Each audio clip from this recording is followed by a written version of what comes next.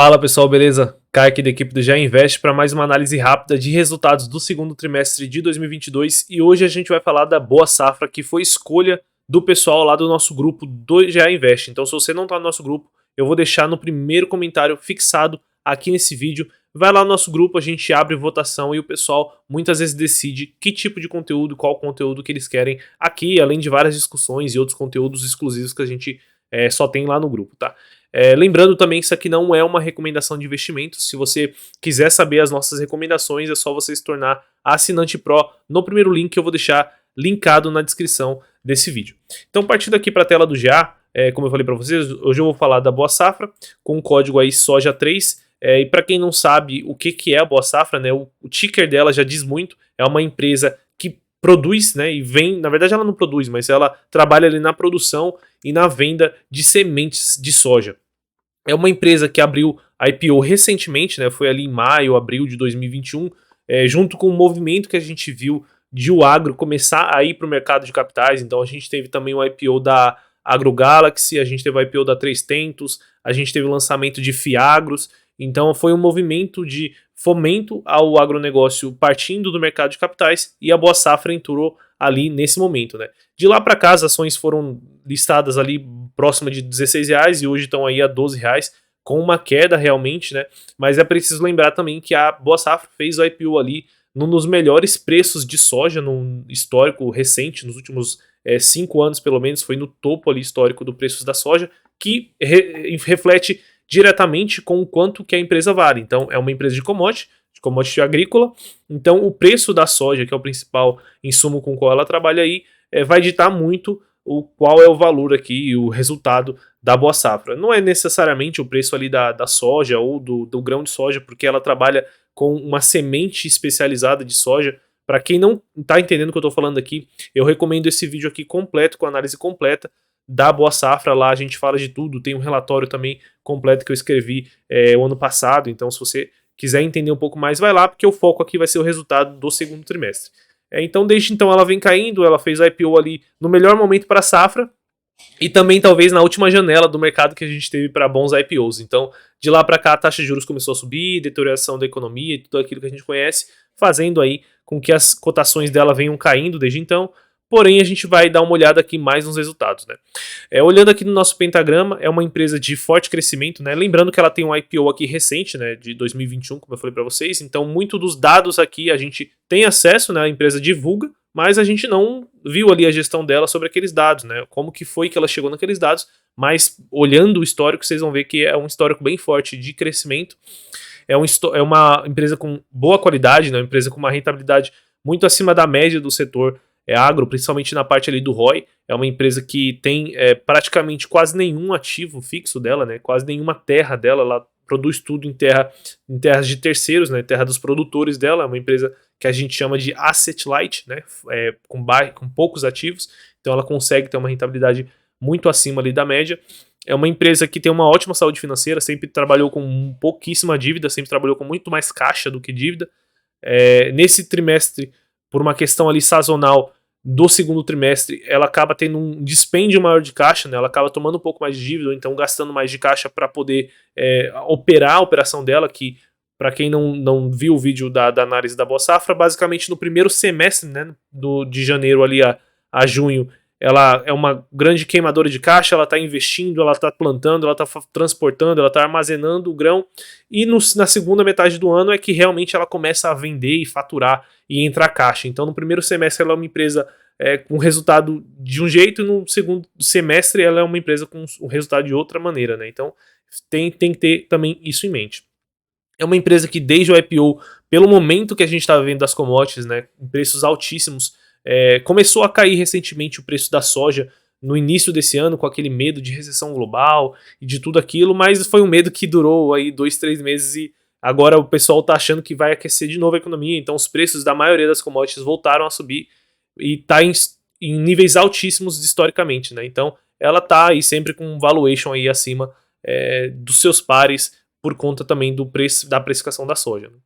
É uma empresa que praticamente não paga dividendo, né? E isso aí, na nossa visão aqui no GA, é uma decisão acertadíssima. Então, não é uma empresa que, se você quer hoje para dividendos, a Boa Safra é uma empresa claramente de crescimento, tá? O case da Boa Safra é crescimento e consolidação, ganho de market share no segmento dela. Quando a gente passa aqui para a parte de governança da empresa, foi listado no Novo Mercado, tag along, tudo aquilo que a gente gosta de ver. Fora que os sócios dela, né, o marido, os irmãos Copo, né, eles são pessoas que têm aí anos de atuação no setor, eles realmente são muito bons, os calls de resultados dele são muito bons mesmo para o investidor aprender, eles explicam bastante sobre o funcionamento da empresa, que o setor agro é difícil ali para a pessoa física do dia a dia, né, quem mora longe aí do campo, mora aí longe de plantações, a gente realmente não entende como ocorre, então eles fazem questão de ensinar os investidores, então realmente uma governança que, por mais que o IPO foi recente, já deu para ver que eles são bem diferenciados, né? Quando a gente olha aqui os indicadores fundamentalistas, né, como eu falei para vocês, um crescimento muito forte, um lucro aqui de 100% ao ano nos últimos 5 anos, se a gente olhar aqui o que a empresa divulgou para a gente, né, no IPO, ela tinha lá uma receita líquida de 311 milhões em 2018, chegou a passar de 1 bilhão em 2021, né? Então, nos últimos 12 meses, que ainda não entrou o faturamento, né? Ela só vai começar a faturar a partir de agora, no terceiro e no quarto trimestre de 2022. Mesmo assim, ela já passou do 1,1 bilhão nos últimos 12 meses, assim, mais do que praticamente dobrando aqui o resultado de 2020. Então, ela está com um crescimento bem forte. O EBITDA também crescendo aqui, chegando nos últimos 12 meses a 127 milhões, quando a gente compara com 2020, já é um crescimento aí de 30% e ainda não entrou o EBITDA de 2022, né? No fim do ano a gente vai ver esse número aqui chegando muito mais próximo ali de dobrar em relação a 2021, né? A gente já vai conversar um pouco disso. O lucro líquido dela também saiu lá de 7 milhões em 2018, chegando agora a 123 milhões, um crescimento bem forte mesmo. Lógico que ela foi favorecida por esse momento, né? Esse momento do boom do preço das commodities, do interesse pela semente de soja, pelo ganho que ela teve de market share nesse momento, mas foi tudo sementes que ela foi plantando ao longo dos últimos 10 anos aí de operação dela e que ela está colhendo agora, então é mérito da empresa, né? Margem líquida dela chegando aqui por volta de 11, 12%, que é um patamar histórico aqui que faz sentido para ela, e o ROI, sempre uma empresa com ROI muito alto, né? Um ROI aqui de 50%, 65%, 64%, né? A gente teve uma queda de ROI aqui em 2021, porque ela fez o IPO, então entrou muito dinheiro no patrimônio dela, prejudicando num curto prazo ali o ROI, mas a tendência é que o ROI realmente ali da operação, né, o ROI da operação, acabe convertendo aí para esses 50%, 60%, que faz muito mais sentido para a operação da Boa Safra, tá?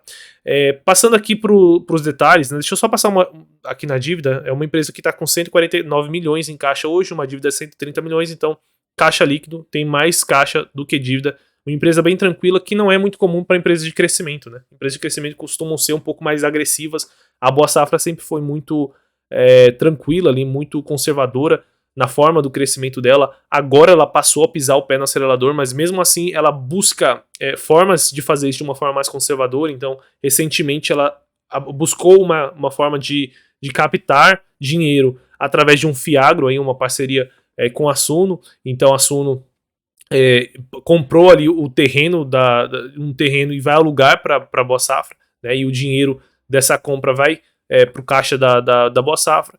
Então ela acaba fazendo assim, ela consegue ali ter dinheiro no dia a dia dela, de capital de giro, para financiar o crescimento dela, né? Que ela já falou que ela não vai parar de crescer, ela tem vários projetos aí de expansão de terrenos, né? Expansão de market share, expansão de UBS, né? Aqueles centros de tratamento dela, os CDs de transporte, né? E logística. Então ela está investindo bastante e não vai parar, então para isso ela talvez comece a partir de agora, 2022, a tomar um pouco mais de dívida, um pouco mais de risco, que não era do histórico da Boa Safra. Partindo aqui para o resultado dela, lembrando que eu vou focar aqui no que mais interessa, e o que mais interessa é basicamente esse gráfico aqui, tá? Então, para quem não conhece a empresa, só dar uma explicação rápida. No primeiro trimestre ela faz a colheita da soja que ela plantou no final do ano anterior.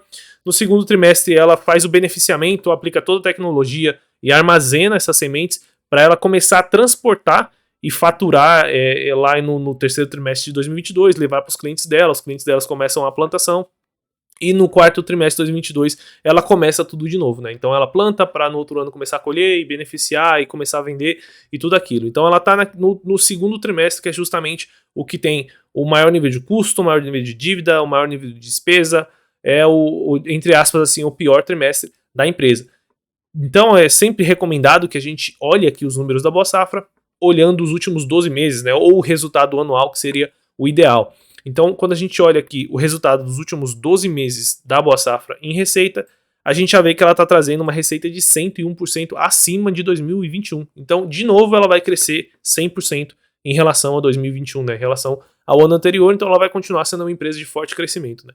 Quando a gente olha o EBITDA, uma empresa tá crescendo aqui nos últimos 12 meses 11%, justamente porque aqui ainda não entrou o resultado do EBITDA do terceiro trimestre de 2022 e quarto trimestre de 2022. Então a gente deve ver aí um crescimento mais forte, mas como ela está tendo também uma pressão de custos por conta aí de toda essa questão dos fertilizantes que subiram bastante, a gente tende a ter aí um crescimento de EBITDA abaixo do crescimento de receita, mas deve ser bem mais forte do que esses 11%. Lucro nos últimos 12 meses, um crescimento aqui de 59%, então segue um crescimento bem forte, chegando aqui a 118 milhões. A gente olhou agora os números financeiros, mas eu acredito que para você olhar ali o trimestral, faz muito mais sentido a gente olhar os números operacionais da Boa Safra, tá? Então pensando aqui em capacidade instalada, ela está com capacidade instalada hoje de 170 mil bags, principalmente de soja, tá? De semente de soja, um crescimento de 30% em relação ao ano passado, a safra passada. Então ela está criando ali estrutura e fundamento com o investimento que ela está em novos armazéns, em novos CDs, em novas câmeras de armazenagens. Tudo isso está fazendo com que ela possa vender ainda mais em 2022. Então, se o mercado dela continuar aquecido, né, se ela conseguir continuar ganhando market share, ela vai ter como vender mais, porque agora ela tem estrutura para isso. Então, é um número importantíssimo da gente acompanhar no trimestral. Eu prefiro no anual, né, mas quem quiser olhar no trimestre pode também. Sementes com biotecnologia já chegando a 90% do total das sementes. Então, só lembrando aqui que as sementes sem a biotecnologia aplicada, né, o TSI 1 e o TSI 2, elas são mais baratas, né, são ainda mais caras do que grãos, bem mais caras do que grãos, mas são mais baratas. Aquelas que têm a tecnologia implementada são bem mais caras e aquelas que têm TSI 2 são mais caras ainda. Então, quanto mais de biotecnologia ela tiver, melhor, né? Mais margem ela vai ter, mais qualidade, mais valor agregado nas sementes ela vai ter. Basicamente, quanto mais biotecnologia investida naquela semente, né, mais a semente germina mais e tem mais vigor e as pessoas vão ter mais valor nisso e vão querer pagar mais, né? Os produtores vão querer pagar mais. Basicamente isso, para não complicar muito aqui no vídeo. O número de lojas atendidas chegando aqui a 700 lojas, então tendo um crescimento aqui de 200 lojas e revendedores aí trabalhando com a semente deles, o que dá a entender pra gente que ela ganhou market share. Pode ser que ela não tenha ganho se o mercado dela cresceu muito, então todo mundo cresceu, mas eu acredito que ela deve ter ganho aqui market share, então já é um bom número aqui pra gente ficar de olho. E o mais importante você acompanhar na Boa Safra aqui, que são os pedidos a performar. Então aqui a empresa já está falando pro mercado que ela tem 830 milhões na carteira dela a faturar, que ela ainda não faturou, né? Ela vai começar a faturar agora no terceiro e no quarto trimestre. Então ela já está dizendo que o resultado aqui, o que ela tem aqui a faturar, já é 52% acima do resultado do mesmo momento do ano passado. Então tudo leva a gente a crer que o resultado vai ser pelo menos 52% melhor do que o do ano passado. Ainda entre o terceiro trimestre e o quarto trimestre, não tem outros produtores que ainda não fizeram pedido, que vão comprar, e esse número vai ser até melhor, né? Podendo chegar aí a 1 bilhão ou passando de 1 bilhão. Então, esse aqui é um número importantíssimo para vocês acompanharem, e na minha visão, talvez foi por isso que o mercado reagiu bem ao resultado da Boa Safra, né? Se a gente olhar aqui na semana após a divulgação dela, as ações têm subido bastante. Lógico que também tem o preço da soja, que subiu aí nesses últimos dias, mas também por conta do resultado, que na minha visão, olhando isso daqui, levando em consideração que é o segundo trimestre, é o mais complicado, é uma empresa muito sazonal, então tem que ter bastante cuidado nessa análise aí do trimestral, mas para mim, em linhas operacionais, capacidade instalada, market share, pedidos a performar, tudo que realmente importa aqui no trimestral, a empresa está indo muito bem. Na minha visão, foi um resultado bem positivo, novamente aí da Boa Safra, se mostrando ser um IPO diferenciado. Tá? Falando aqui da empresa, né, já passando para a nossa nota final, pro setor eu vou dar uma nota 4. O setor como um todo de agronegócio, eu daria uma nota 5, né? É um setor muito bom, atrelado a demandas de longo prazo, principalmente alimentação, né?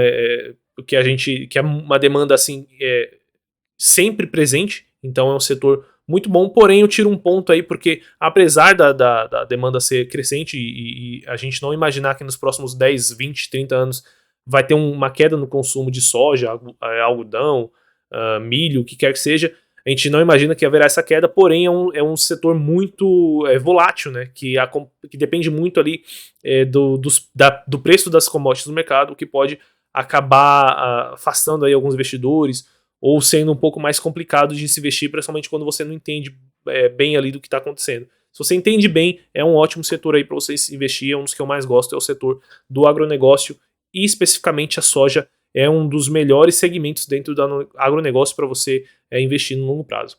Governança, por enquanto eu vou dar uma nota 4, como eu falei para vocês, é uma empresa de IPO recente, então a gente ainda não tem um histórico aí de 5 anos, 10 anos que a gente viu esse pessoal aí tocando uma empresa, mas os irmãos Colpo aí até o momento realmente não tenho o que falar, eles são muito bons, os calls são muito bons, quero que logo eles façam aí um Investor Day para a gente acompanhar também um pouco mais sobre o Investor Day, eles fazem questão de falar com o investidor, de estar na mídia, de fazer vídeo, enfim, no YouTube, nas redes sociais, então eles estão buscando essa comunicação, eles querem se comunicar, isso para mim conta bastante na governança.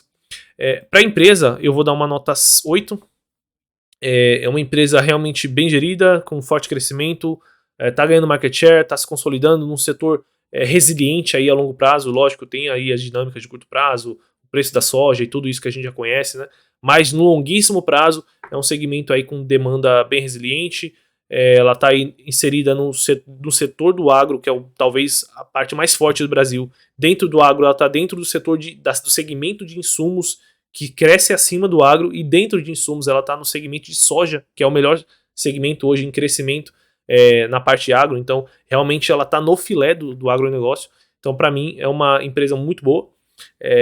Gosto bastante. Quem devem ter visto minha análise aqui das empresas do agronegócio, que eu acho bem interessantes, então são a Boa Safra, a Brasil Agro e a SLC. São 3 opções que eu acho muito interessantes para você estudar. Bom, pessoal, se vocês gostaram aqui do vídeo, não se esqueçam de se inscrever no canal para vocês não perderem os nossos próximos conteúdos. Deixem um like nesse vídeo para ajudar a chegar a mais pessoas, e também façam a sua conta lá no canal do Gerando Alfa, né, no site do Gerando Alfa, que vocês vão ter acesso a todas essas ferramentas que eu mostro aqui e muito mais. Beleza, pessoal? Por hoje é só. Bons investimentos e até o próximo vídeo.